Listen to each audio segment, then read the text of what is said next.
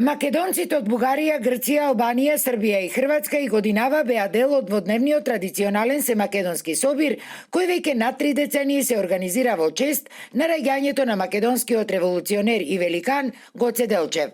Споделувајќи ги искуствата за тоа како живеат како малцинства во овие земји, тие повторно ја испратија силната порака дека биле, се, а и остануваат македонци, без оглед на условите и притисоците. Проблемите нивни се големи и ако ние од оваа наша држава Македонија не им помогнеме, нема кој, вели доктор Илија Богатиновски, председател на граѓанската иницијатива Не има.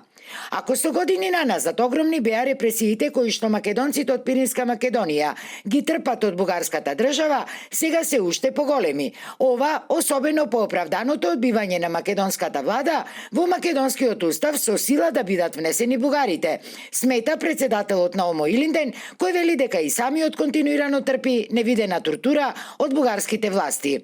Аме ние од 1990 Нам, година... уште од 1990 година, кога ја формиравме македонската организација, ни беше тешко, но сега, во последните месеци, станува уште потешко. Тие не репресираат на секој можен и неможен начин, а и полицијата постојано не следи и ни се заканува, па македонците мораат кришом да ја поддржуваат нашата борба.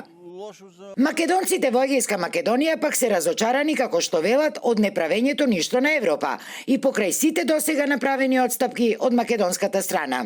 Секогаш имаме доста маки од страна на државата, не се признава ништо до сега. Но ние се бориме, мислиме и од страна на Европа не реагира како што треба и Европа. До сега, сите права на македонските малцинства соодветно се признати во Србија и Хрватска. Беше истакнато на Семакедонскиот собир, кој годинава се одржа во Кавадарци, под покровителство на граѓанската иницијатива Не има, со седиште во Прилеп.